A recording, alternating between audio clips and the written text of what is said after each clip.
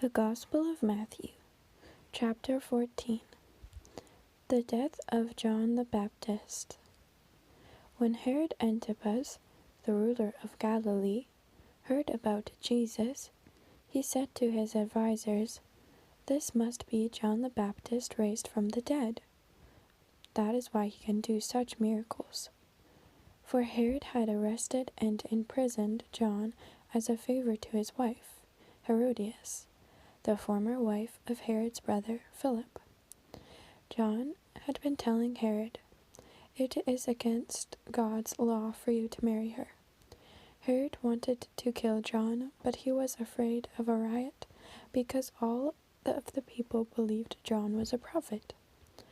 But at a birthday party for Herod, Herodias' daughter performed a dance that greatly pleased him, so he promised with a vow to give her everything she wanted, or anything she wanted. At her mother's urging, the girl said, "I want the head of John the Baptist on a tray." Then the king regretted what he had said, but because of the vow he had made in front of his guests, he issued the necessary orders. So John was beheaded in the prison, and his head was brought on a tray and given to the girl, who took it to his mother. Later, John's disciples came for his body and buried it. Then they went and told Jesus what had happened. Jesus feeds 5,000. As soon as Jesus heard the news, he left in a boat to a remote area to be alone. But the crowds heard where he was headed and followed on foot to many towns. Jesus saw the huge crowd as he stepped from the boat, and he had compassion on them and healed their sick. That evening, disciples came to him and said, "This is a remote place, and it's getting late already. Send the crowds away so that they can go to the villages and buy food for themselves." But Jesus said, "That isn't necessary. You feed them." "But we have only 5 loaves of bread and 2 fish," they answered. "Bring them here," he said. Then he told the people to sit down on the grass. Jesus took the 5 loaves and 2 fish, looked up toward heaven, and blessed them.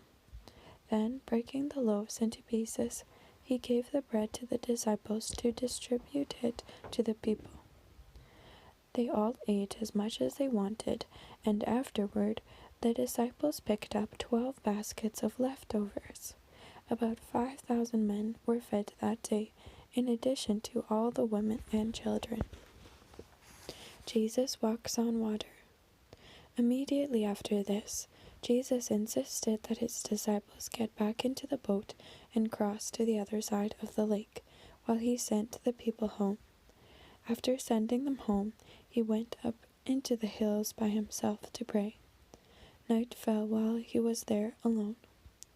Meanwhile, the disciples were in trouble far away, for a strong wind had risen, and they were fighting heavy waves. About 3 o'clock in the morning, Jesus came towards them, walking on water. When the disciples saw him walking on the water, they were terrified. In their fear, they cried, "It's a ghost!" But Jesus spoke to them at once. "Don't be afraid," he said. "Take courage, I am here." Then Peter called to him, "Lord, if it's really you, tell me to come to you, walking on the water." "Yes, come," Jesus said. So Peter went over the side of the boat and walked on the water toward Jesus. But when he saw the strong wind and the waves, he was terrified and began to sink. "Save me, Lord," he shouted. Jesus immediately reached out and grabbed him. "You have so little faith," Jesus said. "Why did you doubt me?" When they climbed back into the boat, the wind stopped. Then the disciples worshipped him. "You really are the Son of God," they exclaimed. After they had crossed the lake, they landed at Gennesaret. When the people recognized Jesus, the news of his arrival spread quickly throughout the whole area, and soon people were bringing all their sick to be healed.